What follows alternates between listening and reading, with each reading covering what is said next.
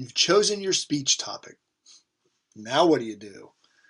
How do you craft a speech that will grab people's attention, keep their interest, and compel them to take action on your message? Well, the answer to that question is the subject of this week's dose of public speaking medicine.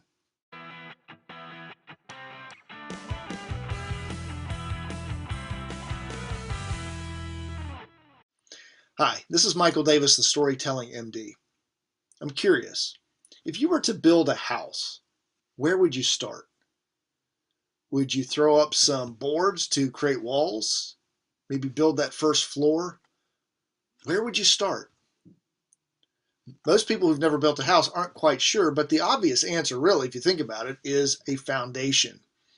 A solid foundation upon which you can build your first floor and set up those beams for the walls and the interior, and then to build the entire first floor, and then if you're going to go more than one story, to build the foundation for your second floor.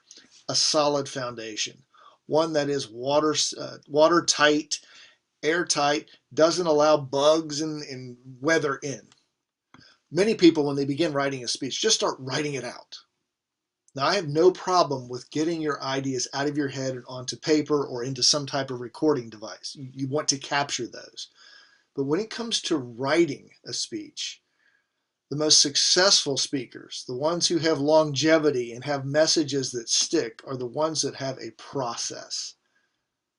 And the first step of the process that I recommend is to create a foundational phrase. This is a phrase or a sentence that will capture the essence of your entire talk. It's a phrase that if one of your audience members was stopped 6 days, 6 weeks, 6 months, 6 years later, they could recall just like that and tell someone else this is what the speech was about. Now, creating a foundational phrase is not a simple task. It's not something you do in one sitting, with very rare exceptions. For example, I have a program that's called Stand Up, Stand Out. It's all about how, well, before I tell you, think about it. Knowing that it's about speaking, the title Stand Up, Stand Out, what does that tell you? And when I ask this question of an audience, most people figure out fairly quickly that because it's about speaking, the whole concept of the program is to teach you how to stand out from the crowd, to be different, to be noticed, to have a unique message that people remember. And that's exactly right. Now, the interesting part of that title is it didn't start out as a 4-word title, Stand Up, Stand Out. The original version was develop and deliver a meaningful and memorable message, and deliver it in such a dynamic style that people ask you back time and time again. Now, can you remember that? I barely can, and I've been saying it for years. Now, the point here is that your first version is not a masterpiece. Just like with a speech or a story, it's not going to be very good the first time. Get the idea out on paper and start working on it.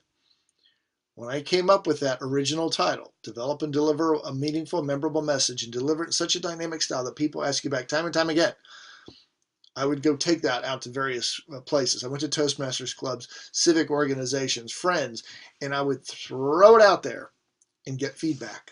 And they would tell me which parts worked and which didn't. And eventually we kept whittling it down until those final 4 words. Now notice the words stand up or stand out do not appear in the original version. First version is your mess. As my coach Craig Valentine often says, a message is a mess with age. Your foundational phrase will be a total mess in the beginning, but that's okay. Get it out and then start working on it. Get feedback. What resonates with people? What works for you? And eventually, with some work and some focused attention, you will get that foundational phrase down to a sentence, ideally fewer than 10 words, that will resonate with people, and more importantly, will be memorable and will sum up the point of your message.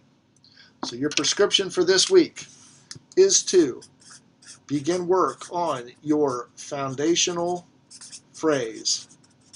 And again, my initials are MD because I write like one. With all due respect to my doctor friends who actually have good handwriting.